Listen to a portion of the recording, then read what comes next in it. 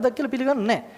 හරිද? ඕක තමයි පොයින්ට් එක. ඊට පස්සේ මට දැන් ඕක අවුල්නේ. දැන් ඒක වැරද්දක්ද දන්නේ නැහැ ඇත්තටම කියලා මම ඊට පස්සේ පොඩ්ඩක් කතා කරා. ජේකබ්ස්ට කතා කරා එනකොට. සර් අහද්දිම කිව්වා යකෝ ඕකද? ඕකද වැරද්ද කියලා හෙව්වා ඊට පස්සේ. ගුරුවරු හැමෝම අතින් පොඩි පොඩි වැරදි වෙනවා. සීරියස් දැන් ජේකබ් සර් පවා වේවා පොඩි පොඩි දේවල් වෙන්න පුළුවන් ඕනත කෙනෙක් ගියති.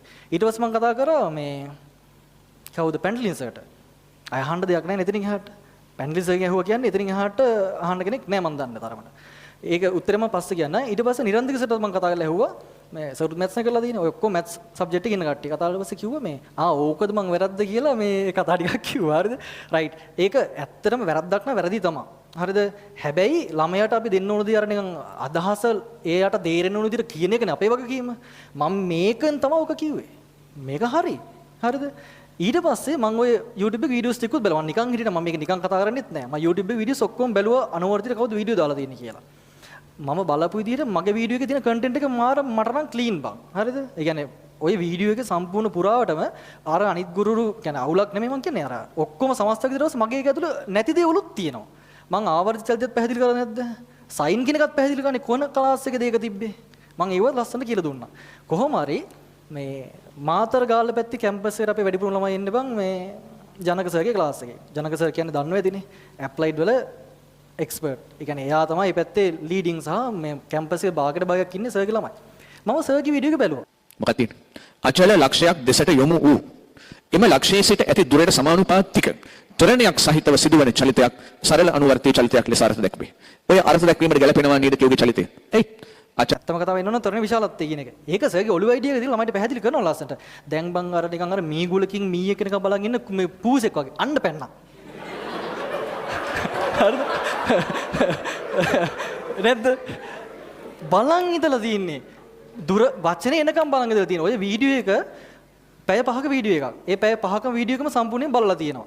වැරද්දක් හොයාගන්න බැරි වෙලා තියෙනවා. නැද්ද? ඊට පස්සේ ওই දුර කියන එක තැනක මම ලස්සන අර්ථ දැක්කම ලියනවා. මම අරක නෝට් එකක් ලියලා පස්සේ තමයි කියන දුර කියන එක කතාව විශාලත්වයට සමානව. ඒක ළමයිට තේරුම් ගන්න මම එච්චර පැය 5ක වැඩක් නේ ඕක.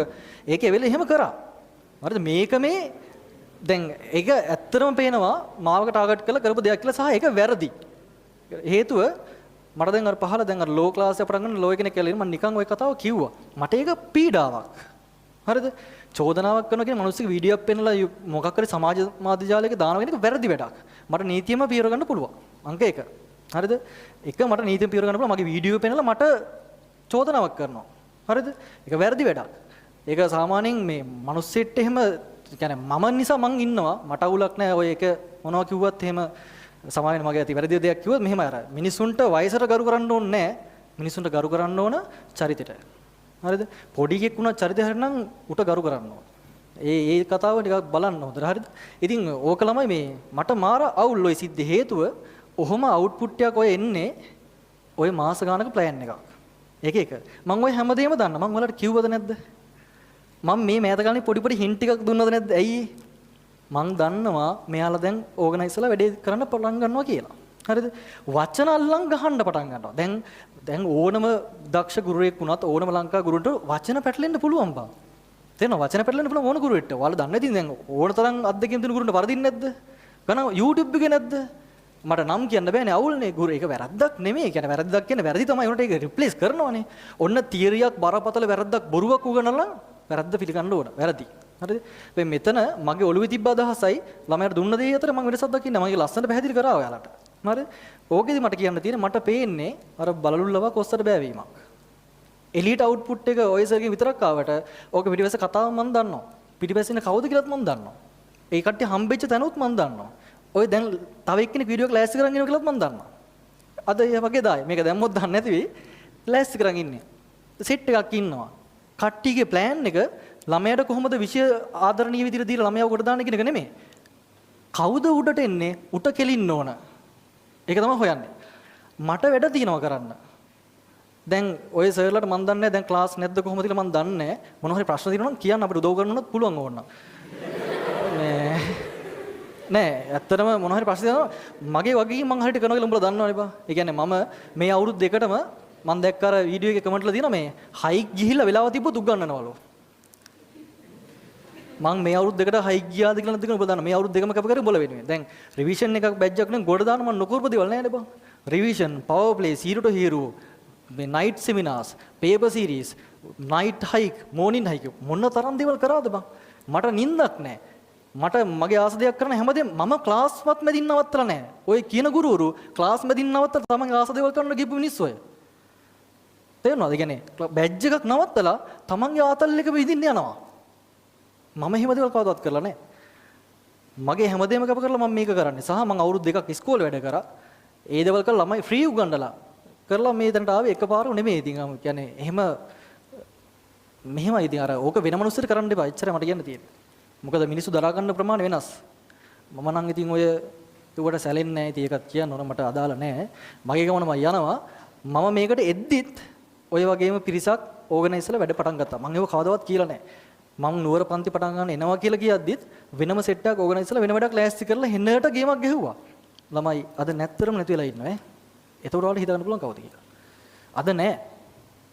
නැතිම වෙලා ගියා. ඇයි මම වැරද්දක් කරන්නේ නැහැ නේ බං. ඇයි මට ගහන්න හදන්නේ? හරිද? මම හිතා ගන්න ඕන මෙච්චර මාව ફોකස් කරනවා නම් අර වගේ පොරක් ඉතින් අඩෝ මම මරුනේ කියලා. මට හිතෙන්නේ එච්චරයි. මම මරු එච්චරයි. ඉතින් ඔඩි තමයි කියන්න වෙන්නේ මේ අර කතාව පැන්ඩලින් සර් මට හරියට ප්‍රූෆ් එක කිව්වා.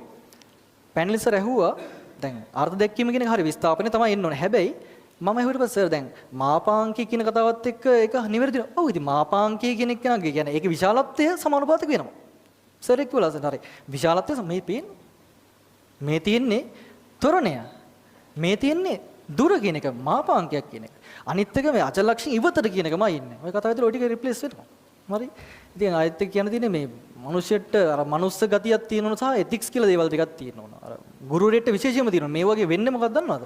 ටියුෂන් ෆීල්ඩ් එකම අර ටියුෂන් කාර්යෝ කියලා හම්පට ගහන එක විතරයි. ඇයි දැන් වීඩියෝ එකක් දානවා මම වීඩියෝ එකක් දානවා මොන චාටර් වේද මට නම් ඇත්තටම අප්පිරිය මොන මගුලක්ද මං තව සර් කෙනෙක් උගන්වන දිහා බලන් ඉඳලා උගේ වැරද්දක් වෙන අර මීයලිටිය නම් ඉන්න පූස වගේ අන්න හුණා. ලියාගනින්කෝ.